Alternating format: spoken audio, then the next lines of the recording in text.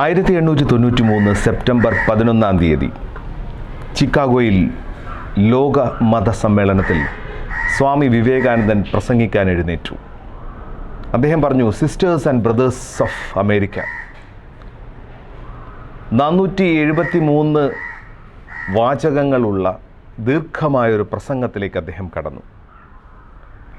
പ്രസംഗം നടക്കുന്നതിനിടയിൽ ചില ഭാഗങ്ങളിലെത്തുമ്പോൾ അദ്ദേഹത്തിനൊരു സംശയമുണ്ടാകുന്നു. അടുത്ത വാക്കുകൾ കിട്ടാതാകുന്നു.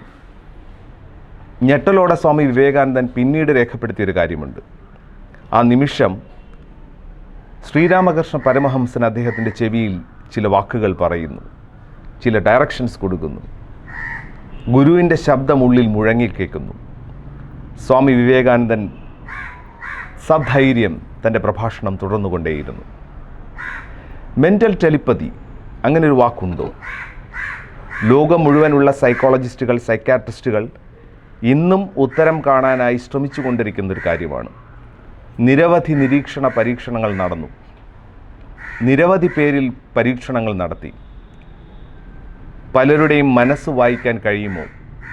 എൻ്റെ മനസ്സിൽ ചിന്തിക്കുന്നത് മറ്റൊരാളുടെ മനസ്സിലേക്ക് ആ വാക്കിനെ എത്തിക്കാൻ കഴിയുമോ? ആധുനിക ശാസ്ത്ര സാങ്കേതിക സംവിധാനത്തോടുകൂടി നമുക്കിപ്പോൾ ടെലിപ്പതി ടെക്നോളജിക്കലി പോസിബിളാണ്. കാരണം നമ്മൾ ഇവിടെ ഇരുന്ന് സംസാരിക്കുന്നത് ലോകത്തിൻ്റെ എവിടെ ഇരുന്ന് കേൾക്കാൻ പറ്റുന്ന സാങ്കേതിക വിദ്യ നമ്മൾ ഉണ്ടാക്കിയെടുത്തു. ഈവൻ കണ്ട് സംസാരിക്കുന്ന സംവിധാനങ്ങൾ വന്നു, ഹോളോഗ്രാം സംവിധാനങ്ങൾ വന്നു. പക്ഷേ ലോകത്തിൻ്റെ ഒരു ഭാഗത്തിരുന്ന് മറ്റൊരു ഭാഗത്തേക്ക് സംവദിക്കാൻ കഴിയുമോ എന്നുള്ള ചിന്ത ഭാരതത്തിൽ എല്ലാ കാലവും ഉണ്ടായിരുന്നു. മനസ്സിൻ്റെ ശക്തിയെക്കുറിച്ചുള്ള നിരവധി നിരീക്ഷണങ്ങളും പഠനങ്ങളും അന്നുമുണ്ടായി, ഇന്നും തുടർന്നുകൊണ്ടിരിക്കുന്നു. ഒരിക്കലും ഉത്തരം കിട്ടാത്ത ഏറ്റവും മനോഹരമായ ഒരു സൃഷ്ടിയാണ് മനുഷ്യൻ്റെ മനസ്സ് എന്നുള്ളത്. എത്ര ലെയേഴ്സ് ഓഫ് മനസ്സുണ്ട്, മനസ്സിന് എത്ര ലെയറുകളുണ്ട് എന്നുള്ളത് പോലും ഇനിയും കണ്ടെത്താൻ കഴിഞ്ഞിട്ടില്ല.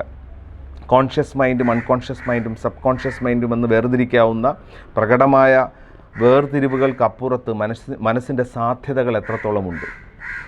കാരണം മനസ്സിലൊന്ന് നമ്മൾ ചിന്തിക്കുമ്പോൾ അത് നമ്മുടെ മുന്നിൽ പ്രകടമാവുക തന്നെ ചെയ്യും. എല്ലാ സൃഷ്ടിയും ഹ്യൂമൻ മൈൻഡിൻ്റെ തോട്ട് പ്രോസസ്സുകൾ, ഇമാജിനേഷൻസിൽ നിന്ന് തന്നെയാണ് ഉണ്ടായിക്കൊണ്ടിരിക്കുന്നത്. അതുകൊണ്ട് ടെലിപ്പതി സാധ്യമാണോ എന്ന് നമ്മൾ ചിന്തിക്കുമ്പോൾ ഭാരതത്തിൻ്റെ ദർശനങ്ങൾ വെച്ചുകൊണ്ട് മനസ്സ്, ചിത്ത, അഹങ്കാര, മനസ്സ്, ബുദ്ധി, അഹങ്കാരം, ചിത്തം എന്നിങ്ങനെ 4ആയി തരംതിരിച്ചിട്ടുണ്ട്. മനസ്സ്, ബുദ്ധി, അഹങ്കാരം, ചിത്തം. മനസ്സ് എന്നുള്ളത് നമ്മൾ അമാസ് ചെയ്യുന്ന ഇൻഫർമേഷൻസുകളാണ്. കുട്ടിക്കാലം മുതൽ തന്നെ നമ്മുടെ ചുറ്റുപാട്, സംസ്കാരങ്ങൾ, നമ്മുടെ സബ് കോൺഷ്യസ് മൈൻഡിലേക്ക് നൽകിക്കൊണ്ടിരിക്കുന്ന കാര്യങ്ങൾ, നമ്മൾ പഠിക്കുന്ന കാര്യങ്ങൾ, നമ്മൾ ചുറ്റുപാടുകളിൽ നിന്ന് അനുഭവങ്ങളിലൂടെ മനസ്സിലാക്കുന്ന കാര്യങ്ങളാണ് മനസ്സായി മാറുന്നത്. ഈ മനസ്സിൽ നിന്ന് ബുദ്ധി, ഒരു ഇൻ്റലക്റ്റ് ഉണ്ടാകുന്നു.